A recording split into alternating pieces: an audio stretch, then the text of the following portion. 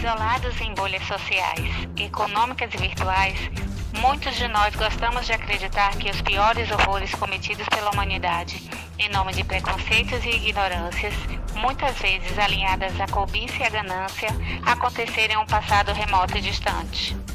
A verdade, porém, é que não só nossas piores páginas aconteceram ontem em uma perspectiva histórica, como muitas delas, ou ao menos ecos e seus efeitos desses horrores, seguem acontecendo.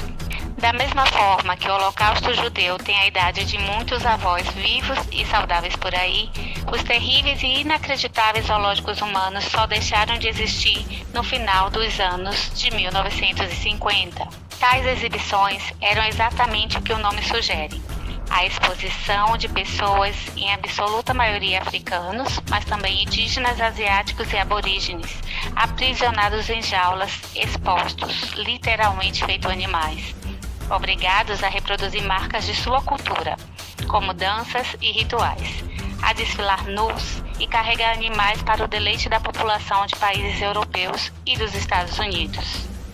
O racismo era orgulhosamente aplaudido e celebrado por milhões de visitantes.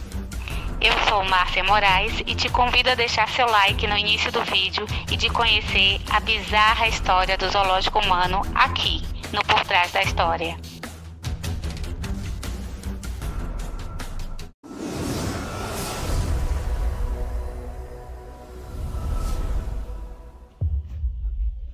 Zoológicos que ainda existem hoje, como localizado no bairro do Bronx, em Nova York, no início do século passado também expuseram seres humanos em jaulas. Uma pigmeia do Congo ficou exposta nesse zoológico em 1906, obrigada a carregar chimpanzés e atirada em jaulas como outros animais. Houve resistência por parte de alguns setores da sociedade. O jornal New York Times, porém, comentou na época como poucas pessoas expressaram a objeção em ver um humano em jaula como macacos, mas a maioria nem se importou. O último zoológico humano que se tem notícia aconteceu na Bélgica em 1958. Por mais chocante que tal prática possa parecer, a verdade é que na mídia, na publicidade, nas redes sociais e na sociedade como um todo, tal objetificação e hierarquização racial seguem postas em práticas análogas, e o efeito desse nível de racismo e violência pode ser conhecido em qualquer cidade ou país, e serve como medida para o tamanho da luta que ainda precisamos fazer para combater qualquer racismo. Na época, artistas de um zoológico humano percorriam a Europa como bandas de rock da atualidade. Eles faziam várias apresentações por dia, enquanto os visitantes os observavam com assombro. Em alguns casos, os artistas tinham contratos, mas não sabiam o que significavam ser a parte de uma exposição etnológica na Europa, diz a historiadora Annie Dreschenberg. Em 1874, o mundo vivia um neocolonialismo, em que países ricos dominavam economicamente e politicamente suas ex-colônias. Foi nesse ano que o vendedor de animais selvagens Carl Hagenbeck, que fornecia animais para zoológicos, criou a primeira exposição colonial na Europa com nativos da Samoa e da Lapônia. A ideia fez sucesso. Povos perseguidos em todo o mundo, principalmente em países colonizados, eram levados para as metrópoles. Persuadidos com promessa de aventura e lucro, eles acabavam assinando contratos injustos e ganhando salários miseráveis por jornadas de trabalhos excessivas. Muitas das pessoas expostas viviam em jaulas, com péssimas condições de vida. Esses maus tratos levavam vários à morte. Havia exposições com índios norte-americanos, esquimós, núbios do Sudão, pigmeus e negros de diversos países da África, entre outras etnias. Os nativos realizavam atividades do dia a dia, como culinária, artesanato, dança e esporte. Quanto mais exótico, melhor. Uma tribo indígena canadense chegou a ser contratada para realizar um ritual de canibalismo, que na época já estava proibido no próprio Canadá.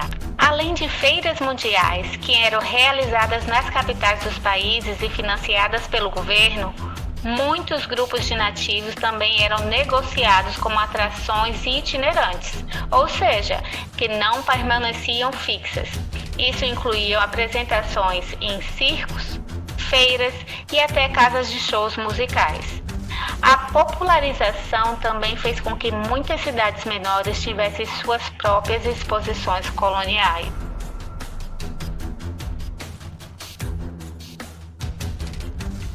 O modelo de negócio se expandiu por diversos países europeus, como França, Inglaterra, Noruega, Bélgica, Alemanha, Itália e Espanha.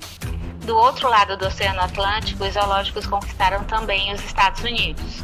Com a popularidade em alta, uma exposição comum recebia em média 300 mil visitantes.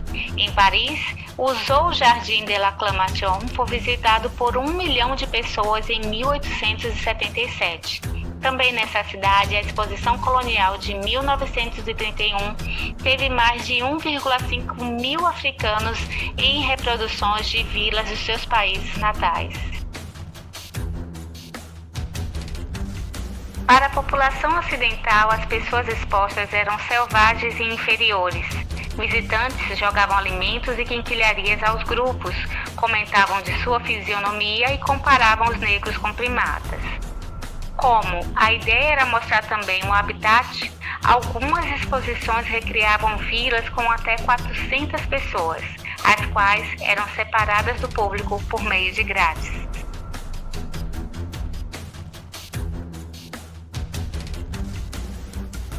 Eles me cheiravam para ver se eu era real. Lembra o homem exposto em um zoológico. Passamos por toda a Europa com circos e eu estava sempre viajando. De Paris a Riga, de Berna a Bucareste via Varsóvia. Lembra Theodore Yonja Michael, filho mais novo de um camaronês que deixou a ex-colônia alemã na virada do século.